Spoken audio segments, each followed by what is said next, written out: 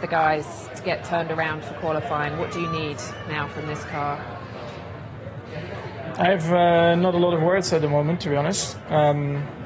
Everything that could go wrong went wrong. So, yeah, start, of course, is one problem that we have to fix. But then after that, the balance is, of course, all over the place. Probably the highest degradation of everyone out there, which is just uncontrollable. Plus, and some other bits on the car that were not, I would say, well prepared. So, yeah, we just need to get our stuff together. Thanks, Matt. Max Verstappen has just made one of the harshest statements Red Bull has made in the last decade. He literally said the current car is the worst we've ever had, and that the performance throughout the day was a disaster. Now I'll ask you something very direct. Are we seeing the beginning of a real crisis at Red Bull under the new 2026 regulations? Before we continue, I want to read your analysis in the comments. Is this a one-off problem in Shanghai, or a sign that Red Bull's dominance is in danger? Stay until the end, and don't forget to subscribe to the channel. In this analysis, we're going to break down Max Verstappen's strong statement after the Chinese Grand Prix sprint and what it really reveals about the current state of Red Bull. Because beyond the driver's frustration, there are very clear technical clues about what's happening with the car under the new regulations. And for a veteran Formula One audience, the situation is reminiscent of other regulatory transitions where some teams took months to understand their own car. The Shanghai weekend began with an odd feeling in the Red Bull garage. For years, when the team arrived at a circuit, the conversation revolved around how much of a gap they had over the rest. This time, the narrative was completely different. From the first runs on Friday, it became clear that the car wasn't in the expected performance window. Verstappen immediately noticed this in the car's handling, especially in the long corners of the Chinese circuit, where driver confidence depends on an extremely stable aerodynamic platform. What is normally one of Red Bull's historical strengths, fast and aggressive cornering, became the car's weakest point. Qualifying for the sprint race confirmed that the problem wasn't just a bad feeling in the cockpit. Verstappen could only manage 8th on the grid, something that, given Red Bull's recent dominance, seems almost unthinkable. Even more worrying were the data that began circulating among paddock analysts. In several sectors of the corners, the Red Bull was losing enormous amounts of time to the leading cars, a gap that in modern Formula One usually indicates that the problem goes far beyond a setup adjustment or a poor strategic decision. When a car loses so much performance in corners, it normally means that the aerodynamic concept isn't generating the necessary downforce, or that the car's balance is completely outside its ideal window.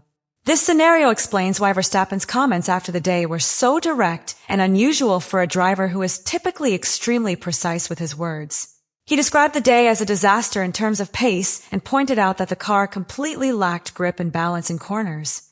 To understand the seriousness of that statement, it's important to remember something crucial.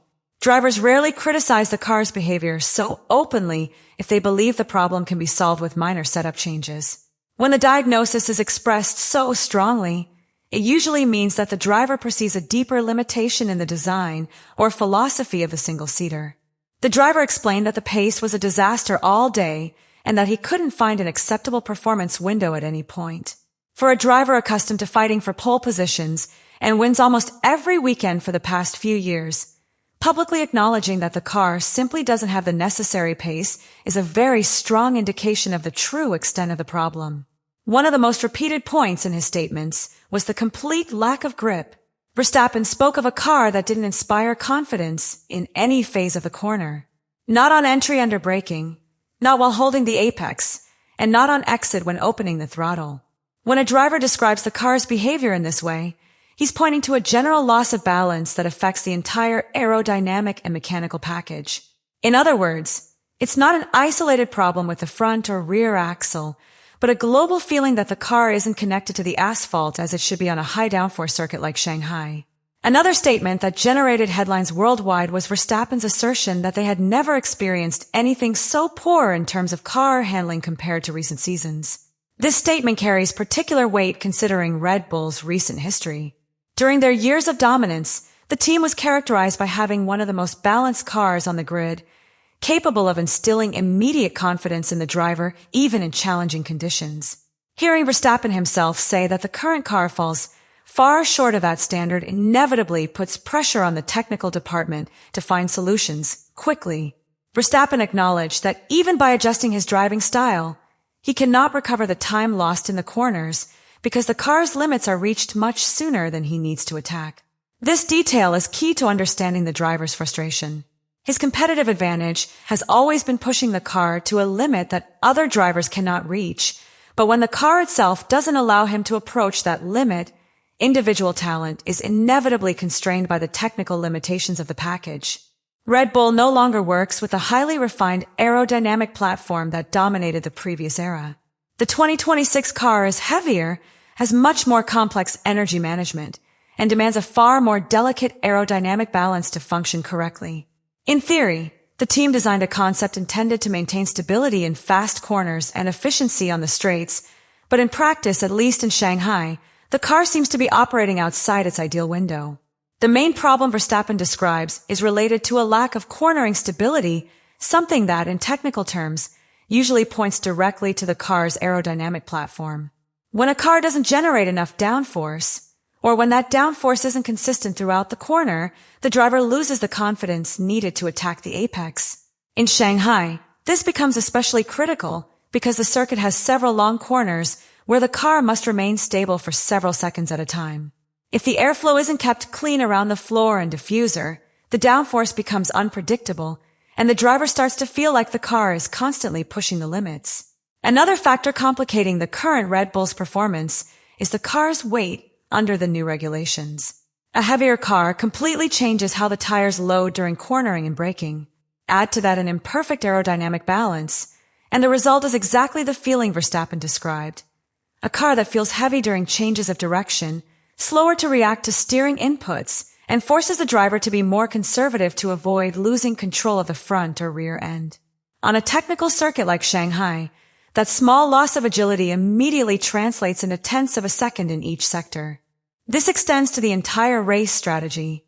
Modern Formula One is based on extremely small margins, and a consistent loss of a few tenths in each sector ends up becoming a huge difference by the end of a lap. In Red Bull's case in Shanghai, the problem not only affects qualifying but also race pace. A car that doesn't generate enough grip forces the driver to be more careful with the tires, brake earlier than usual, and accelerate more cautiously out of corners. All of this means the car loses its ability to attack and defend position with the aggression that normally characterizes Verstappen's style. This limitation completely changes how the driver must approach the race. For years, Verstappen could afford to start from midfield positions and still quickly recover ground thanks to the car's superior raw pace. In Shanghai, that advantage disappears. When the car doesn't have the necessary grip to maintain speed through corners, overtaking becomes much more difficult because the driver can't get close enough to his rival in the technical sections of the circuit. This means that even a driver with Verstappen's aggression and precision can get stuck behind slower cars for many laps simply because the car doesn't give him the tools he needs to overtake. There's also a strategic effect that often goes unnoticed by the casual viewer. When a car has aerodynamic balance issues, tire degradation becomes harder to control. If the front end slides too much in long corners, the front tires start to overheat. If the rear end lacks stability under acceleration, the rear tires degrade faster. This forces the team to adopt more conservative strategies, often lengthening stints or avoiding aggressive attacks that could further compromise tire performance. In a long championship, these kinds of limitations can mean the difference between fighting for wins and simply trying to salvage points. The big question after Verstappen's comments is how Red Bull will react in the upcoming races. Historically, the team has demonstrated an extraordinary ability to develop its cars throughout the season. On many occasions, they have started the year with a competitive, but not necessarily dominant, car and have managed to transform it into the absolute benchmark of a championship through very aggressive development packages. This technical culture still exists within the Milton Keynes structure. Engineers accustomed to interpreting data quickly, highly advanced simulation departments, and an aerodynamic capability that for years has been one of the most efficient on the grid. However, the current challenge could be more complex than it first appears. It's not simply a matter of adding downforce or improving the car's straight-line efficiency. The real challenge lies in understanding whether the car's basic concept works correctly under the new regulations.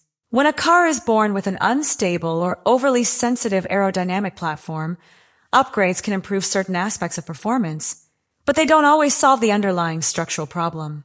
That's why many engineers in the paddock are closely watching Red Bull's progress in the upcoming races, because that's where it will become clear whether the team has truly grasped how to exploit its design, or if it needs to rethink significant aspects of the concept. There's also another factor that could work in Verstappen's and the team's favor. The first races under new regulations typically create a very dynamic grid. Some teams quickly find a competitive performance window, while others take several races to unlock their car's true potential. This means the current hierarchy could shift as teams introduce upgrades and gain a better understanding of how the cars behave. If Red Bull manages to pinpoint the exact source of its balance and grip issues, the car could start recovering some of its lost performance within a few races. It's also important to understand that Verstappen's words aren't simply an emotional outburst after a bad session. In modern Formula One, drivers become extremely precise sensors of the car's behavior. When Verstappen describes a car as heavy, lacking grip, and unbalanced in corners, he's usually conveying very valuable information to the team about where the car's true limits lie. That's why his statements have generated so much debate within the paddock. Not because they're controversial, but because they reflect a technical reality that Red Bull will have to address quickly if they want to fight for victories again. However, Formula One history also teaches us something important. Top teams rarely stay out of the fight for long. Red Bull has demonstrated on numerous occasions that it has the technical capability to react, interpret data quickly, and transform a complicated car into a competitive package in just a few races. The big question isn't whether the team has enough talent to do it. The real unknown is how long they'll need to fully understand the behavior of this new car under the 2026 regulations. Now I want to know your opinion. Do you think Red Bull will solve this problem in the next races? Don't forget to subscribe to the channel.